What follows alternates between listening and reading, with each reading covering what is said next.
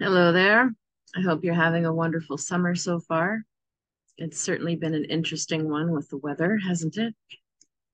Uh, uh, don't know what to say about that, and I don't want to be controversial, but we're dealing with a lot of unique things with the weather and the climate this year. I mentioned that because we just had a tornado warning just yesterday roll through um, Montreal area, and it touched down in outside of Ottawa. And luckily, my little village was unscathed, but um, neighboring villages had trees ripped up and have power outages. And yeah, we had an ice storm earlier this year. There's lots of forest fires and air quality. It's very concerning, you know, very weird. We have to be so adaptable and, um, we don't count on just this predictable kind of cycle that we used to think was always going to be there. So interesting times. So we've got a new moon coming up July 17th, and I'm pretty happy because it's my birthday. And the new moon on a birthday is to me a very good omen of a brand new chapter of life, planting seeds for a long chapter. And you might also feel that way if your birthday is close to mine. Um, Otherwise, the new moon in Cancer will really accent the emotions. Cancer is all about feeling everything. It's very empathic and intuitive. And if it's not, then it's sort of shut down and you have to take a look at why. Why is it suppressed? So it's a time of a lot of tenderness, a lot of caring and thoughtfulness, self self love as well as caring and loving for those around you. It's a time of, maybe feeling everybody's everything too much, maybe. So it's something that's going to challenge, that empathy meter that you have. Some of us are way too far, like over empathic, lose yourself in other people. Others are like, shut down and have a hard time empathizing. Like they can intellectualize maybe or understand a little bit, but it's not the same as feeling what another person is actually feeling when it's not yours. So it's probably going to challenge where you are on that spectrum and how healthy that is for you. We're going to take a look at the chart, of course. First of all, I wanted to just say that I'm I was going to run a bunch of workshops and stuff over summer, and then I realized it's not the mindset. People wrote to me and said, "Yeah, we're too busy in summer, Catherine. It's too short. We're going to cram in, time away or whatever the good weather brings." So it's made planning some of my tarot circles and things a little more unpredictable. So I thought I will give it until the early fall to bring back some of the courses and circles. Um, and I do have some exciting news. It's not advertised officially yet, but I have been asked, so I won't mention the school, but I have been asked to teach with a healing school in the fall as well. Very excited for that. Teaching intuitive development and teaching chakra healing. So I'm super excited about this. And when it's official, then I'll mention the school and when and where if you want to come. And other than that, I'm always available for readings and Reiki and any kind of personal one-on-one work you want to do. So if you're interested in that and it feels like your time, then just reach out to me through any of my social media. And if you just want to practice your intuition skills and you want to meet like-minded people, you can join my Intuition Cafe group. It's free to join. You just request and we practice. I just give you little prompts. I give you little photos to read and ask your vibe on this and your vibe on that person, or I'll put a photo and I'll ask a particular question. What's your intuition about that scenario? And I don't coach and give feedback on those. You're sharing with other people, and everybody can sort of see what other people pick up. And it will evolve over time as things get more and more momentum. And maybe I will coach or give feedback on some of these things. You can compare your intuitions to what my first intuitions would have been, in detail. So it's a nice way to practice. It's very light and easy. There's no pressure. So if you want to join that, the link for that's also below here, or it's Intuition Cafe on Facebook. All right, let's dive into this chart. There we go. There's a very exciting development in the bigger picture of things that just happened. So we have to talk about that, plus the new moon. So I'm going to start with the big change that's happening. Now, if you've been following me a while, you know that I always mention the nodes, the north node and the south node of the moon. Now, the nodes hang around in the same signs and they move quite slowly, and they talk about our overall direction in the world. You know, it's because it's planetary, it's not individual. This is sort of the karma, like where is our karma going collectively? And the south node represents the past lives or previous karma, and the way that plays out is usually like whether it's your own chart or a broad, look at global energy like we're doing, but in your own chart or whatever, it shows your past life. It also shows your tendencies, like what's your default way of being? What's your modus operandi when you're stressed? What do you fall back on when you're indecisive, unsure, scared? It's most likely the traits of the south node that will come out full force, because that's what you lived and what's very familiar to you from the past, from a past life. The north node is where you need to go in order to be fulfilled and for life to start flowing and for things to manifest easier and fall in place easier for you. So it's really big when the nodes shift sign, and that's what's just happened. So we've been going through Scorpio, Taurus for the last couple of years or more. So two fixed signs, very stubborn, strong signs.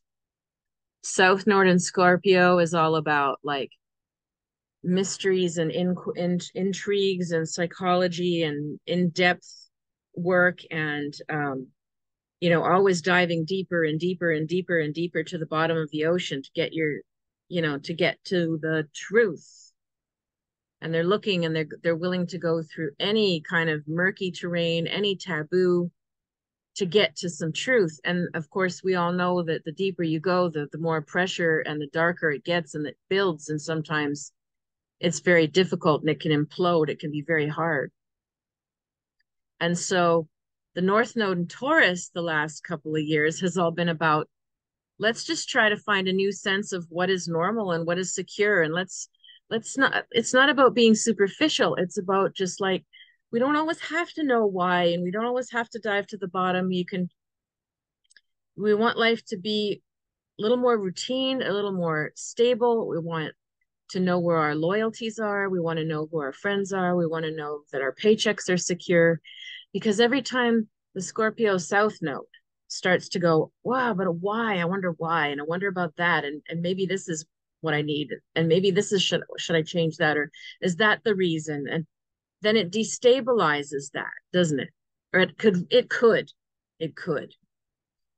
So this has been like an enormous push-pull that we've all been in. Now the nodes have just shifted. And the signs go backwards, not forwards. So interestingly, the North Node is now at 0 degrees Aries, and the South Node is at 0 degrees Libra. Completely different axis, completely different set of problems.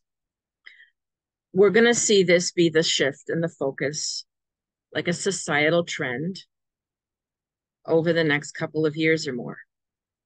I say a couple of years or more because I'd have to check my books exactly, but it's at least 2 years, 2 to 2.5 years. The notes stick around sometimes. Yeah, somewhere in there. I will look that up more precisely for the next video on the full moon. We'll be talking about these nodes a lot because they're going to start accenting things in a different way. And I think it's exciting because we still have Pluto retrograde, if you see way down there in Capricorn, and it's going to go into Aquarius in January, and it's going to stay there. So we're going to have 3 major outer influences that talk about where's the world going, shifting sign to stay. So if you are feeling out of sorts, unsettled, in limbo, indecisive, can't figure out up or down or what to do next, this could be part of why. We're at the end. We're at, it's like you're in a turnstile, when you're going into a store and it's just like the glass is not quite hitting the wall where you can exit. We're sort of stuck in the turnstile until Pluto moves forward in January. And then we'll see what the world brings for the dragon year next year. I think it's going to be a big year. For now, what do? For now, we're working out our heads, we're working out our hearts, we're getting our values clearer, hopefully we're doing some sort of reorganization of your space, your career, your head, your habits. That's really important, right?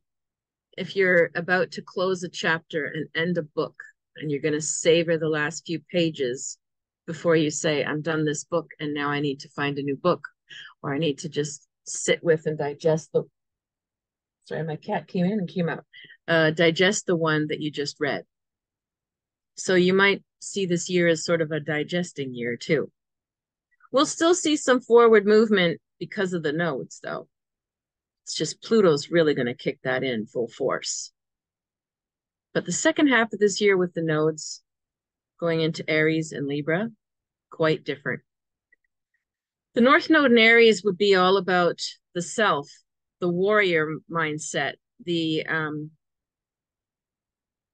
pioneering aspect, taking risks and jumping in, forging ahead, creating a path where no one's been before. That would be the best side. It also, because it's ruled by Mars, has a warlike side. Warrior, you can be, warrior-minded with your endeavors, strong, leadership, courageous, showing the way, carving the way for others to follow. Sort of like somebody who's out for the first time, cross-country skiing and cuts the trail. And then other people can use it. But there's also the warlike side of it. The Mars can bring more volatility, impatience, and anger. So the South Node, and this is where most of us will err. We won't really see things go forward into this Aries energy full on right yet. It just began. What we'll see is people hanging back on the Libra side, wanting things to be fair, endlessly weighing things, pleasing others, using diplomacy first, trying to bring people together and mediate in teams, which is all high level. There's nothing wrong with that. It's just that when that represents the South Node, in this case, it means people are erring on the side of being a pleaser and being indecisive and possibly endlessly mediating and meddling, when what they need to do is go off and cut a path in the woods themselves. Show some leadership, show some courage, decide and move things forward. Stop having endless meetings. Stop endlessly weighing things and do something. So I think we're going to see an awful lot of that. And I think right now we're in a time when there's a lot of indecision and weighing, and which is normal because everything feels so wonky to us this year. But then some of you are going to be ready to just say, well, that's what I'm doing. And you go do it and nobody will stop you. And that would be great because you're using that North Node in Aries. So trailblazers will probably become more and more represented, whether it's in movies, whether it's in books, whether it's people we admire, things we think are cool. We'll see more of that. So let's take a look now. We've got the sun and the moon here at 24 degrees Cancer. And this is like a mature mother kind of vibe.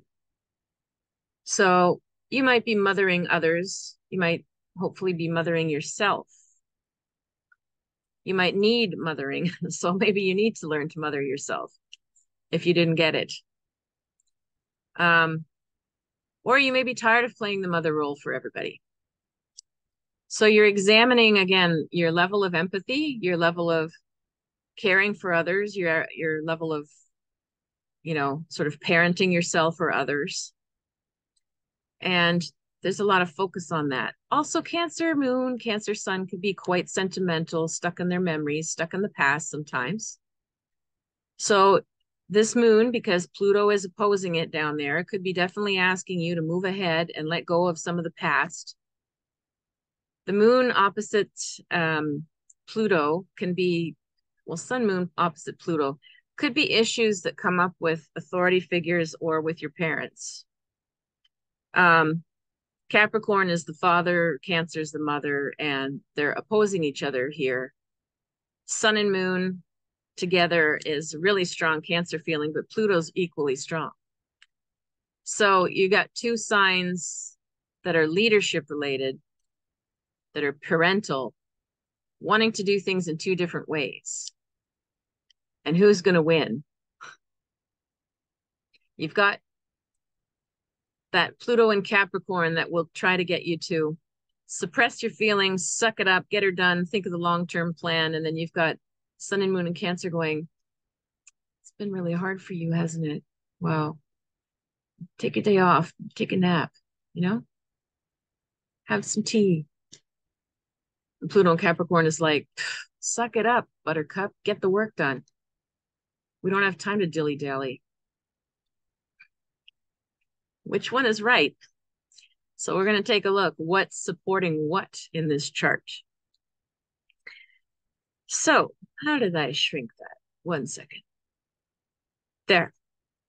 So we see what supports the moon and sun and what's opposing it, what supports Pluto or what's opposing it.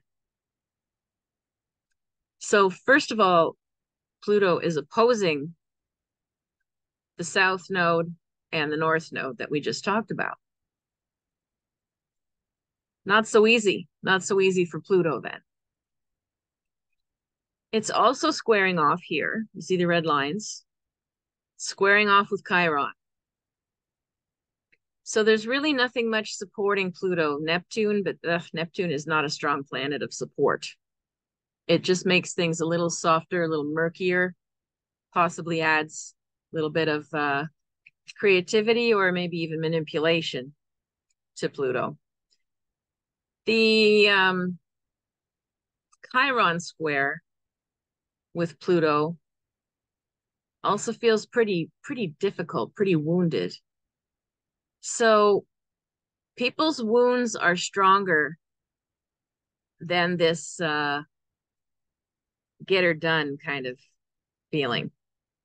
However, there is one supportive line for Pluto. Look at the blue.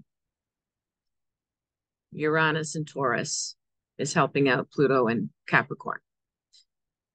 Yeah, Taurus is always practical. Like we said, let's keep things simple. Let's keep things functional. I don't want it too complicated. I want my life to be stable. But this is Uranus, and we've been talking about Uranus and Taurus for years. It is not predictable. So, Uranus trine Pluto is the only great thing I'd see coming out of that is, you might find sudden practical solutions. That would be nice. But they're not in this, it's not in the same vein as Taurus would typically like, where it was like something came about calmly and gradually or through a trusted friend or reference or um methodically, where there was no worry involved. This is more like something suddenly shows up that could solve the problem, jump on it now before it goes away kind of feeling. So it doesn't feel terribly secure, this Pluto. It's strong, but it doesn't feel very supported. Now, what do we have supporting the sun and moon? Well, Uranus is making a little bit of a line there to sun and moon. So how would Uranus in Taurus affect sun and moon in Cancer? Well, even though it's a supportive line, it's still Uranus, and this is still like a Cancer moon that wants to just go into its shell and lick its wounds and be like, I don't want anything predictable. I don't want to deal with any. I'd rather just stay in bed with the cat today. Like, I'm good. I'll just read a book. I don't really want to know what's going on. That can be part of the moon in Cancer. Just like a crab just retreats into the shell.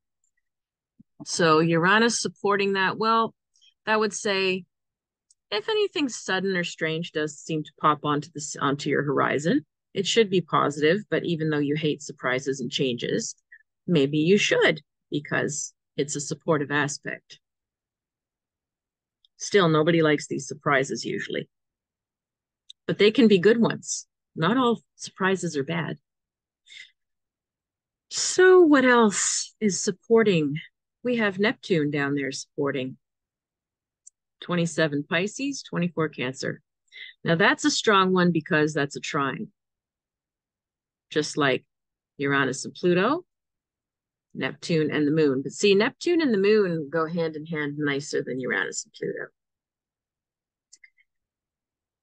Think about Uranus and Pluto together if they were like personified as like, a very larger than life person with a big presence, very authoritative, like a magnetic presence, like a rock star walks through the airport, but not any rock star or Hollywood star. Think about like a James Bond walks through. And then Uranus and Taurus beside it is sort of like a hustler kind of energy, like charming and a bit quirky and quick. And where'd he go? What happened now? Oh, but you love them anyway because they're charming. So those two together would be like, whoa, what are these two doing together? What do they want exactly? Now, if Neptune and the moon and sun in Cancer, if they come walking through, they're going to walk through with like breeze in their hair and their clothes are comfortable and it's a day at the beach. It's smooth. It just breezes in on a wave, on a cloud. It's very soft and flowy and sensitive and creative and emotional and intuitive and it's just feeling its way, and it's not like coming through. So it's quieter, but it is stronger. So you'd be wise to just stay in your tune in, tap in, go with the flow, read the room, calm. That would be the good mode to stay in. How nice, right? Focus on that. Now that the nodes in Aries and Libra are not exactly squaring that yet. So it's putting pressure on Pluto, but it's not putting pressure on the sun moon just yet by degrees. So that's interesting too. It's saying, Pluto, just relax a bit, you know, maybe there's a different way. If it were challenging the moon equally, then it'd be saying, look, both of you guys got this wrong.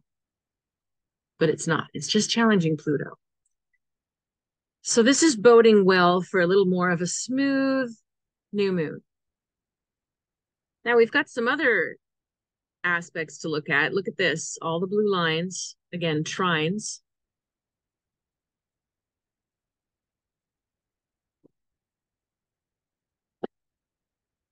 And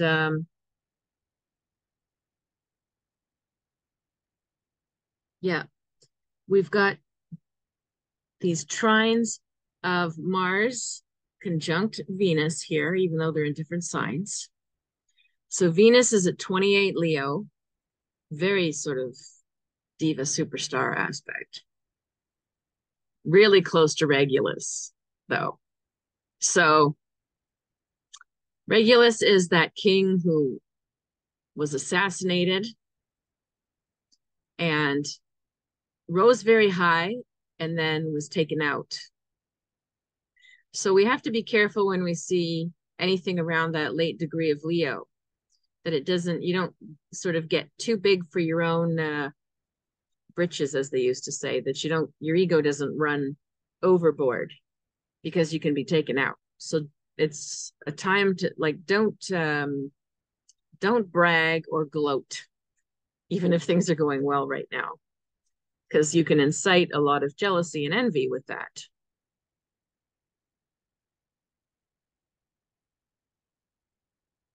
So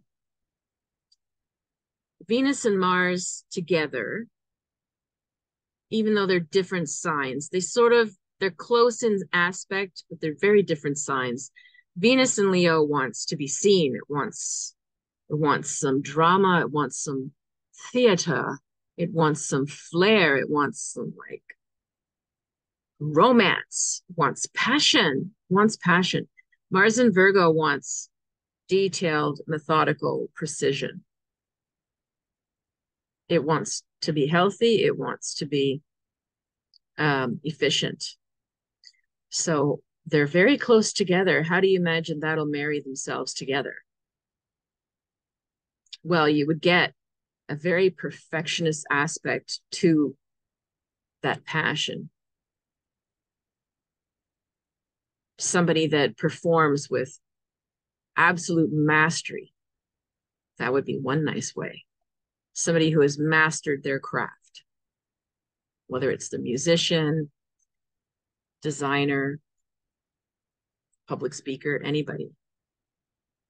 So mastery, that's a very nice thing to have around us at the new moon too. And Mercury and Leo at the top of the chart. There's going to be a lot of people who are having fun, partying, laughing, telling jokes, being loud, sharing what they think, not holding it back. And it's going well with Chiron. So it might help you to share more of your life story if you feel so bold to tell your stories and not hold things in. It's not really making an aspect to the nodes, that Mercury, but Venus and Mars are. So that's interesting.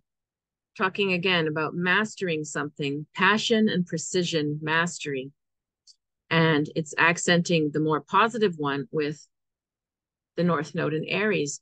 If you've been thinking about, you know what, it's time for me to write the book I always wanted, or it's time for me to try picking up an instrument, it's time for me to take that extra course and hone in on my skills, or, you know, really go diving deeper into a niche that you already love, do it, man. This is a time.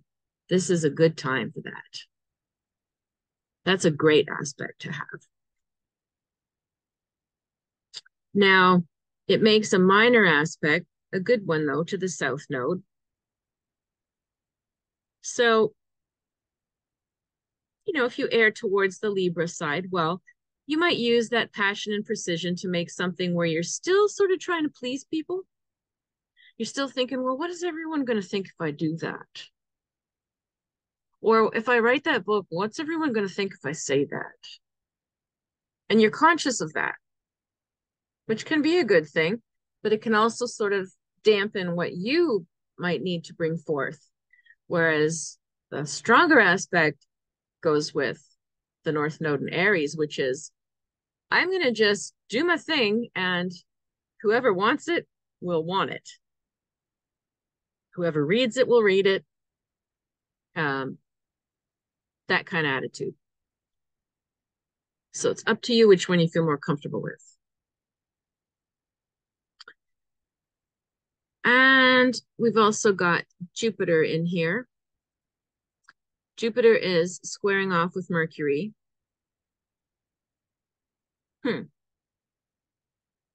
Well, some challenges to those stories you want to tell. If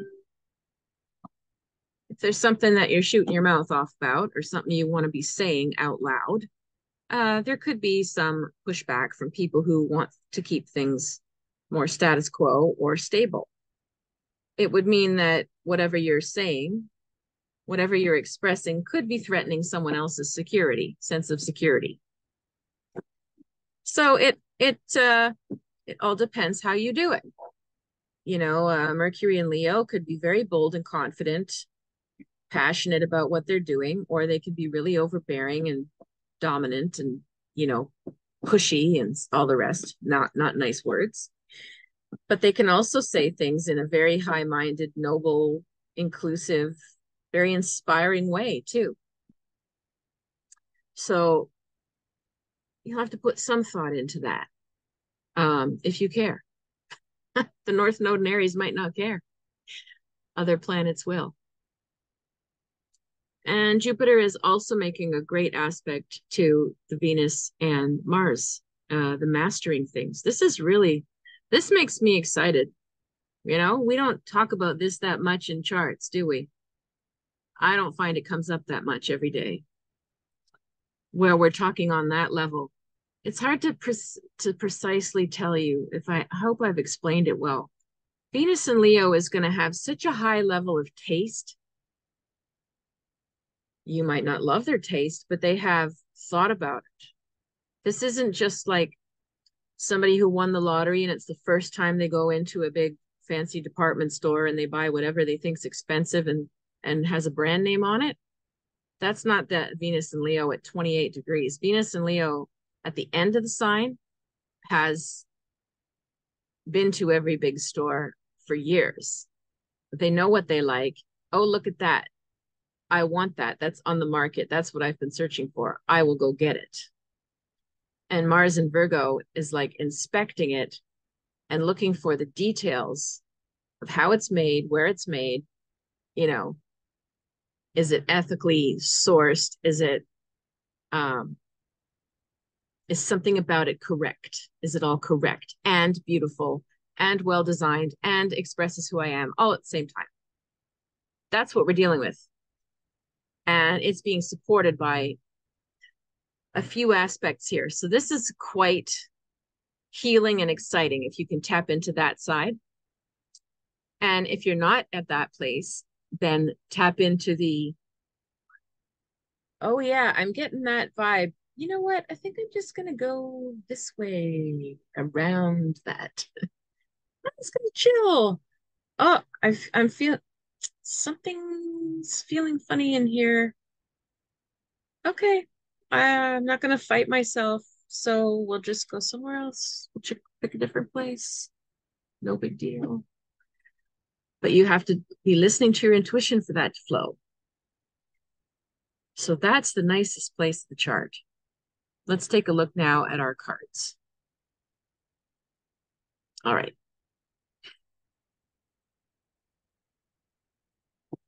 I'm liking this. All right. And Definitely going to burn some sage for these cards because they're feeling it's like a bit of a sticky day. Get some more sage. There we go. Yeah, the mugginess can make the cards sticky, like the actual weather, but sometimes things feel sticky when they need a cleanse. So if you put on, if you wear certain jewelry or your watch or you have gemstones and they start to feel like they need cleansing. And you can do that with smudging or you can do that with salt. You won't want to put your cards in salt overnight. That's better to smudge them.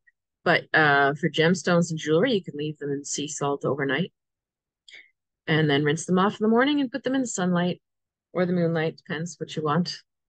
But it's a dark moon. We're not going to have moonlight for a few days. So best to cleanse with your sage probably, or with the sun. All right.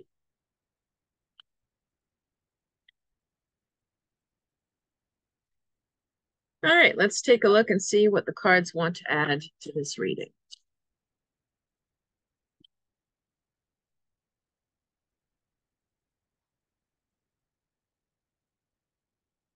It's coming up for our new moon. Whoop, I have a jumper. So the card that jumped out is change.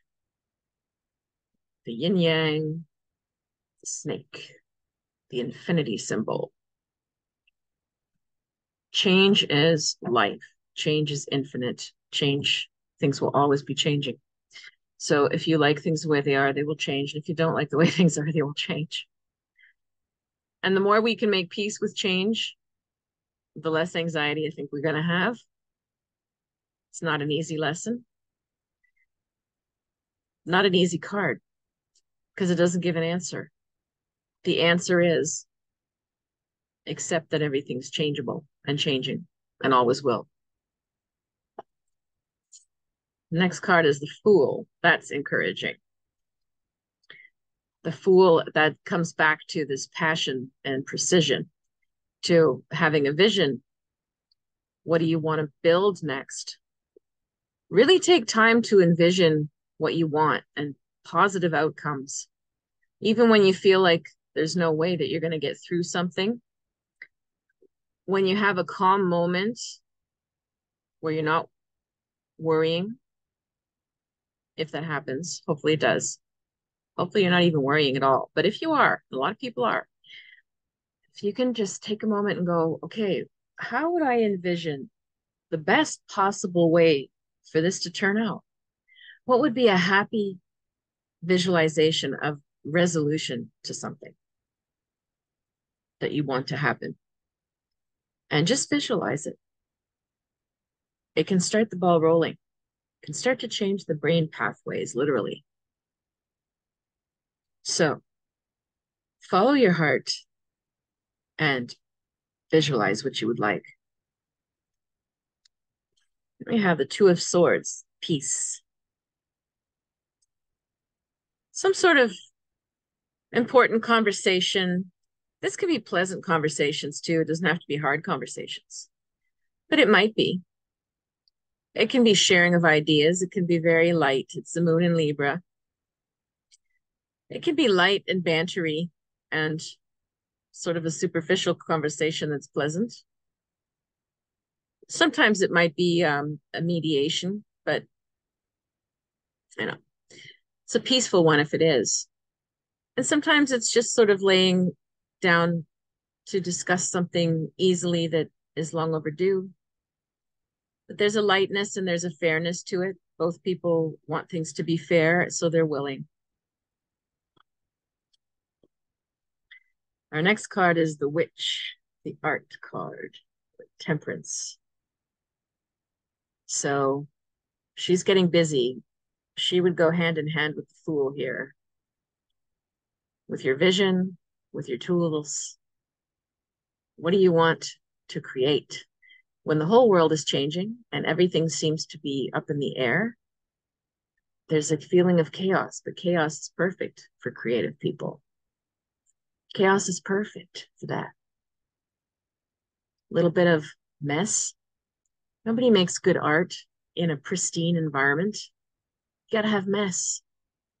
So nobody suddenly jumps ahead 2 steps on the chain or the ladder or leapfrogs over something that would normally be like a long slog unless there's a bit of chaos.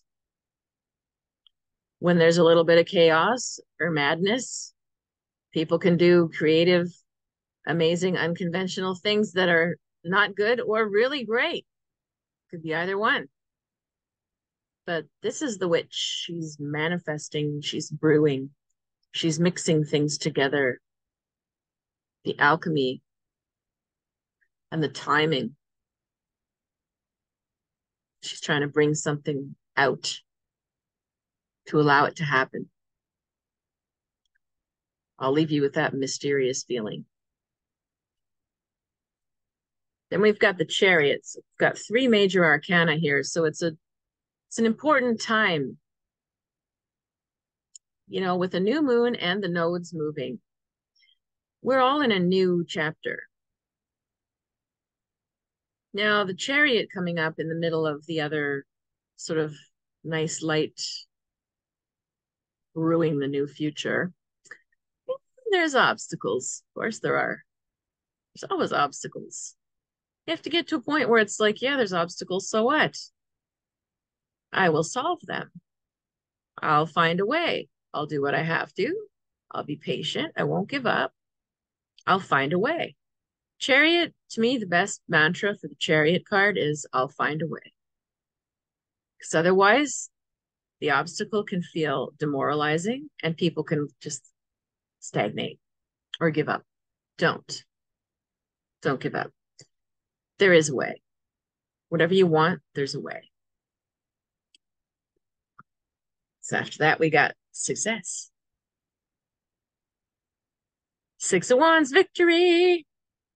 Jupiter in Leo. That's just like what we were saying before.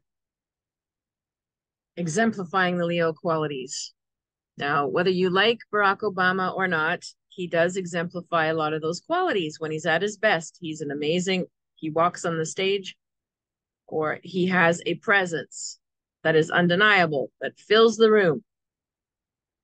He always dresses well. He always looks clean. He always speaks with diplomacy.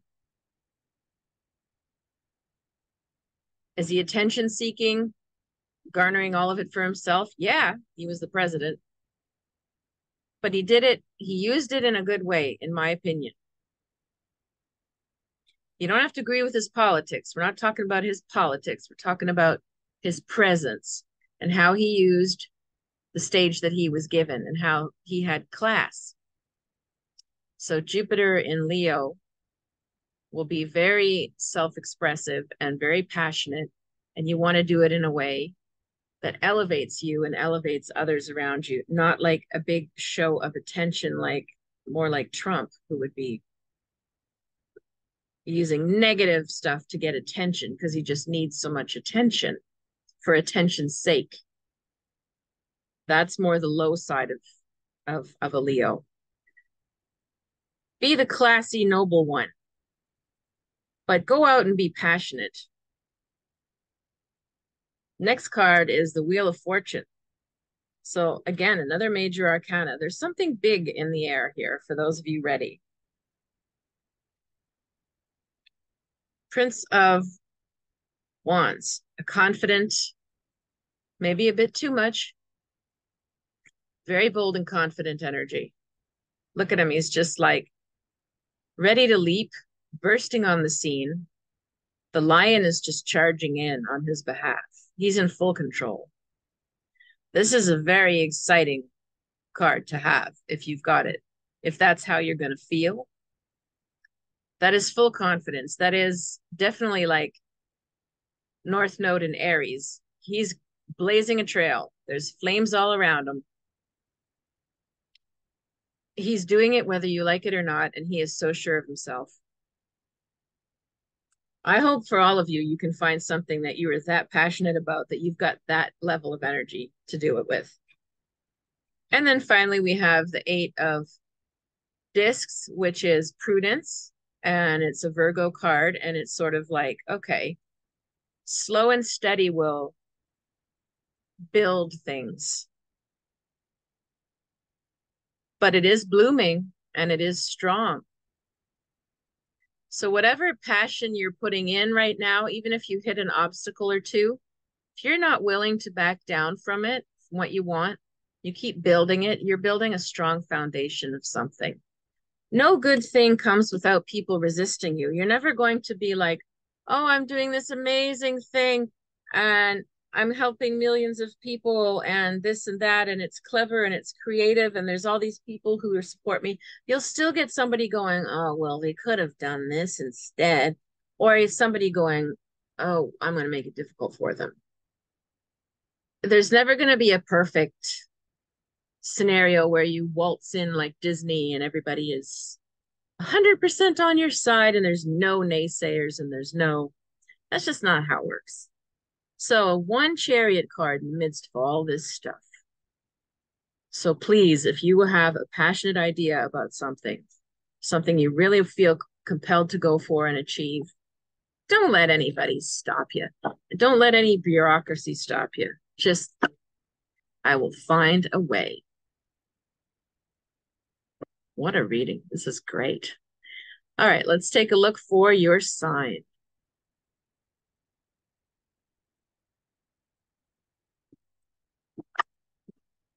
I don't really get a clear question to frame it.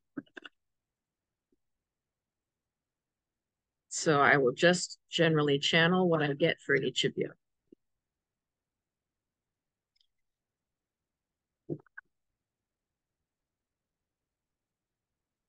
It'll likely be around new beginnings, though, since that's so big.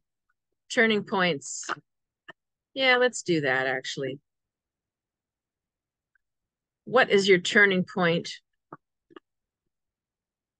What is coming up for your turning point, or what area of your life is coming up for a turning point? Actually, that's a good question, yeah. All right.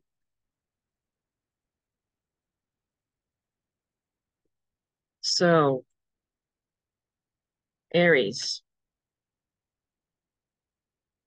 what is your turning point? It's going to be financial. 10 of discs is a chunk of money, inheritance, loan, paying a chunk of debt, receiving money for something, a loan.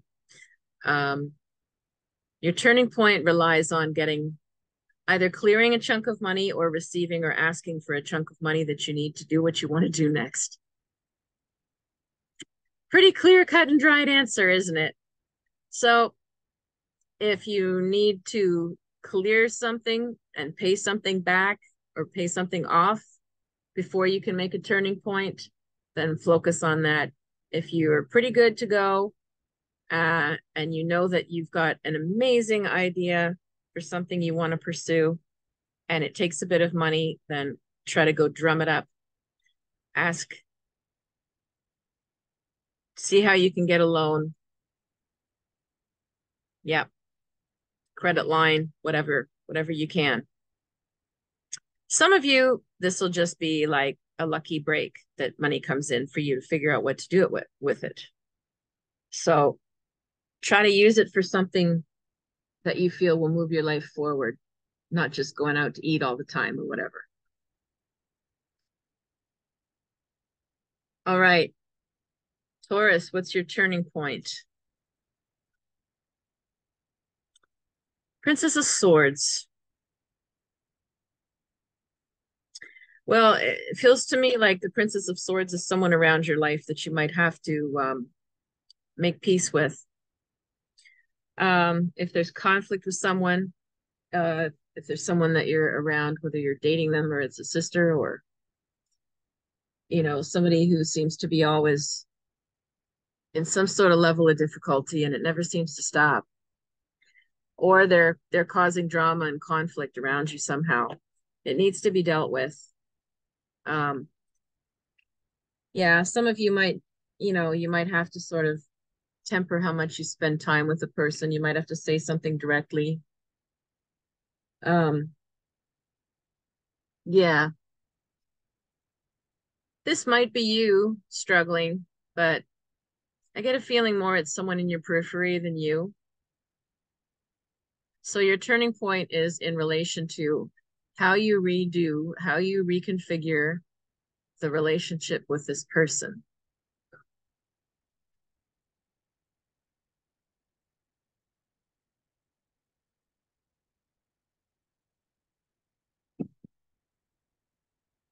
Alrighty. Gemini, what is your turning point? So Jupiter in Libra, truce. There's lots of talking going on, but that's typical for you if you're in one of those chapters of your life.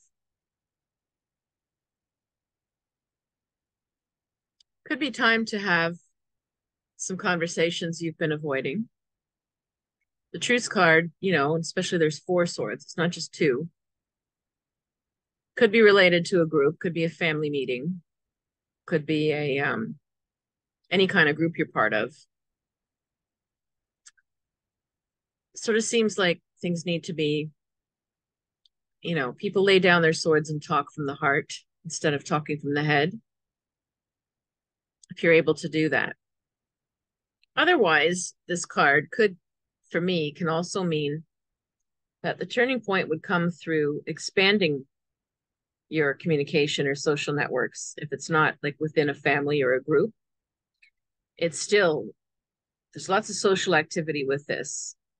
And it's, again, coming more from the heart than the head. So if you want to shift anything in your life right now that isn't flowing as well as it could, try to speak more with the heart. That'll be a big turning point.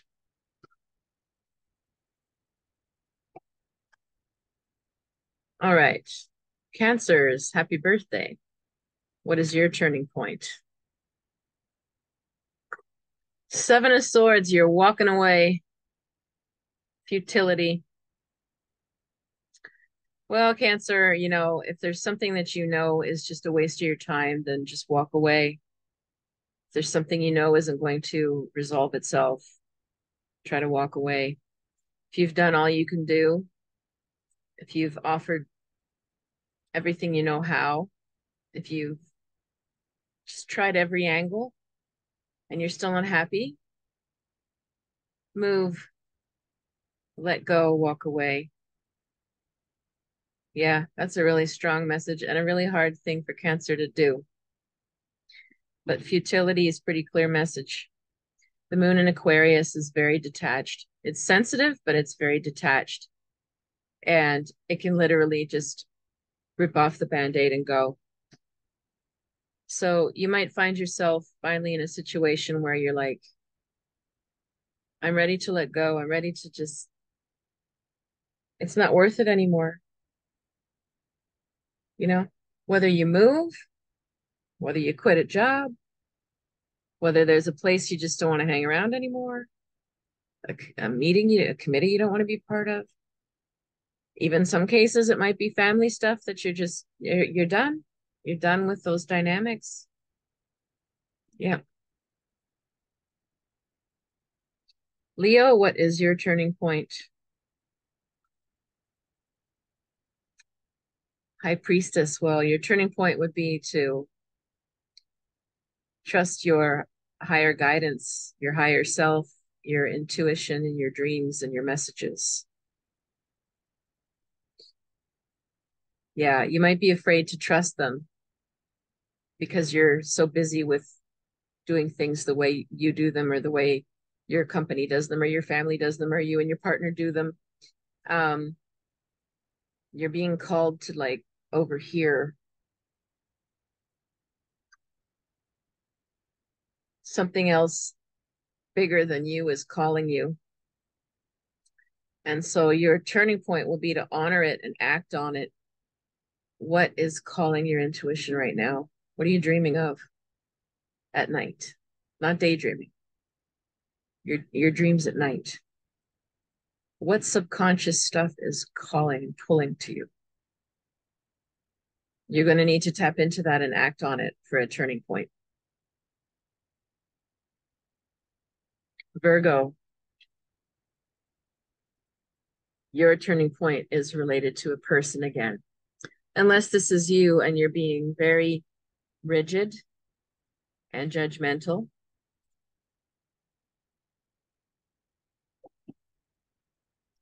Otherwise, this could be someone in your life who is. Somebody fiercely intellectual and smart who's not got their heart open. They're always coming from a hardened place of logic. Discipline, but it's not even discipline. It's like rigidity. It's perfectionism. It's oppressive, actually. That could be you towards yourself, but it could also be that you're receiving on the receiving end of that from someone in your life. And even if it's someone in the past and you're recovering from it, your turning point will be to soften, not be so hard on yourself, not be so rigid or perfect. Let yourself make mistakes. Let this person be displeased or disapprove. Doesn't matter. Really doesn't matter. Letting go of this energy will be a huge turning point for you. Libra, what is your turning point? Got the moon. So your turning point will be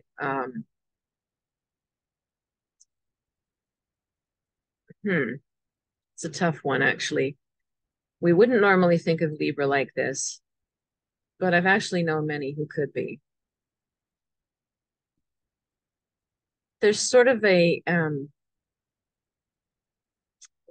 general distrust of people in a lot of Libras, even though they're very good with people. They're very charming and good with people to be a mediator or on the surface, but deep down, do they really trust anyone? And this is telling me to get off the reel of like wondering about and not never being sure of people around you. It's sort of, and not every Libra will relate to this, but some of you will. How far are you going to take this endlessly weighing things if it takes you into a place of never quite accepting or trusting anything or anyone? Do you know? There's a bit of paranoia to this card sometimes. So if this doesn't seem to describe you, is there someone close to you like this? Everything is an intrigue. Everything is like suspect. It's very draining to live like that. So you have to either look at it in yourself or look at it in people close to you and try to start. Doesn't mean you're being naive, like, oh, everything's fine, everybody's fine. No. But some people are fine. And it's okay to relax a little around some stuff and just accept it as it is so that you don't keep doubting and spiraling. Ooh, that was a heavy one for Libras. My goodness. Okay. My goodness. Well, the moon card can be heavy. It's always psychological and mysterious and suppressed stuff. So Scorpios, what is your turning point? Happiness. Choose happiness. And it will be a choice because we've just had this South Node accenting things for you, as we said at the beginning of the reading, for over 2 years. How do you get off the wheel of deep dive, I wonder, maybe this and maybe that, and oh, this angle is possible, and oh, maybe there's another layer to that. It can really be heavy, it can really be draining. And at some point, You can keep going like that, or you can consciously choose to be happy, which means accepting things, accepting people, accepting situations, accepting the world, the weather, the crazy, the vibe that's it, whatever's going on right now, accepting it and saying, well, what can I do about it? So I'm going to choose to be happy with what's going on right now instead of analyzing it. So this might bring you some happiness if you're not already feeling some celebration and happiness. Some of you might with this card. If you're not, then you sort of need to consciously choose it.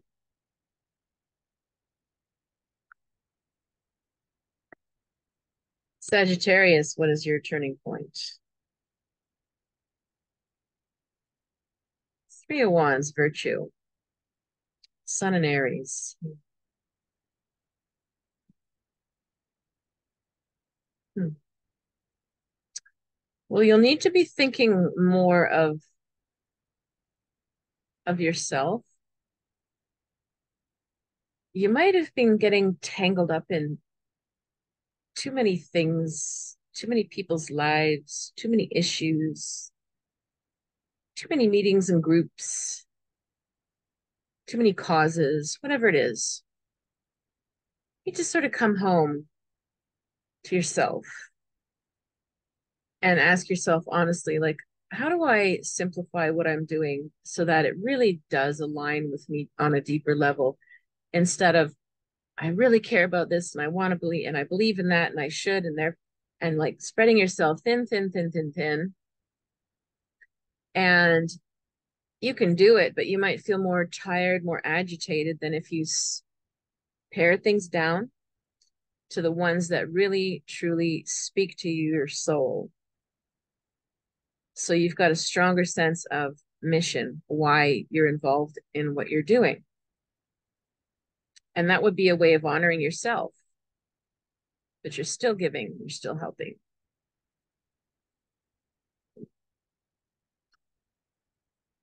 Capricorn, what is your turning point?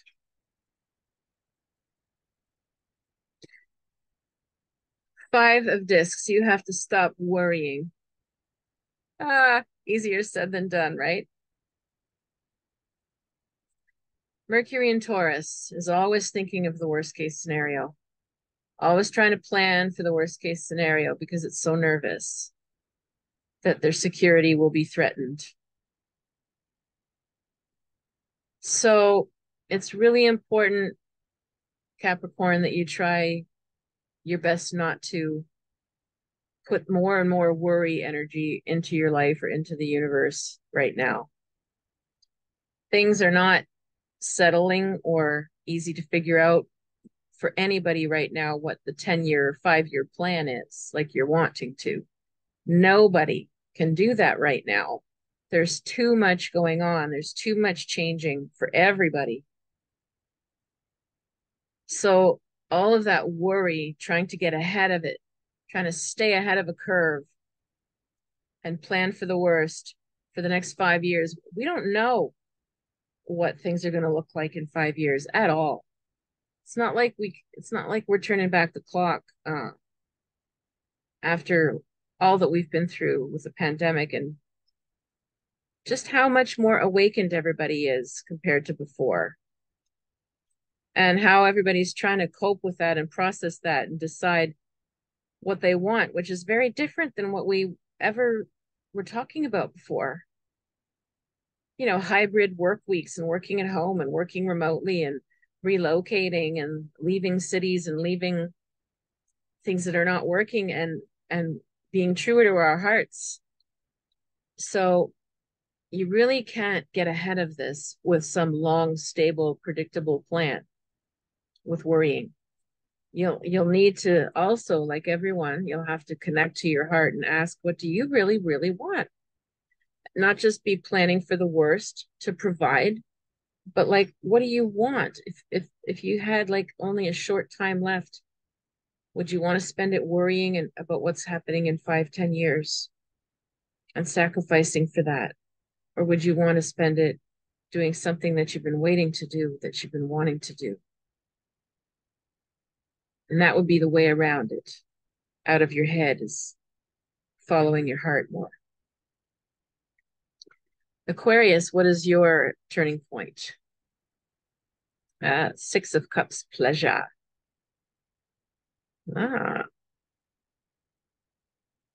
Well, you can change a lot of things in your energy just by allowing yourself more time of fun and pleasure and sensuality, which can mean sexual, but it doesn't have to. It can mean anything that feels luxurious to you, anything that brings a sense of comfort and pleasant sensations, tastes, sounds, good company. Yeah, it's definitely feeling like take a vacation. Stop trying so hard for everything and allow yourself to just receive pleasure from joyful things, a picnic and blasting the music with your friends, you know? Going for a long drive somewhere you've never been, just sit there. You know, like to stop this pulsating drive forward on everything. Just give yourself some time out for pleasure. And that's your turning point. You will have insights and energy return to you for the rest of it. And Pisces, your turning point is Queen of Wands, fire. Your turning point is going to be when you say that you have had enough and you don't care who goes against you. You're going to put your foot down. You're going to say no. You're going to do what you want to do regardless. You're going to stand out in the crowd, get attention. Let the boss praise you. Let people be jealous. So what? When you get to that point as the Queen of Wands who says, I'm here, and that's what I think. And she's not stepping on anybody, but she's bold and she's confident, and she's not going to stop herself or hide herself because other people are triggered by it.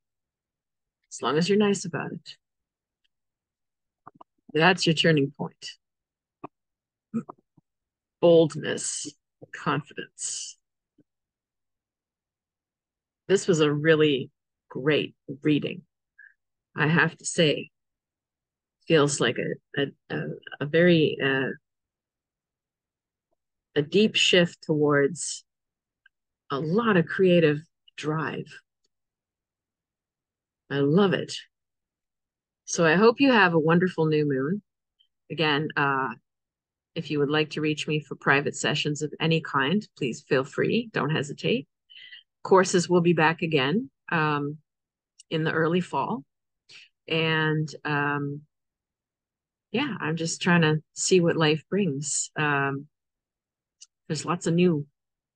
And so even me, I'm like, I don't know what'll come up over the summer. Maybe there'll be something else I'll offer you. But for now, I'm available for private sessions online, some in person, but mainly online.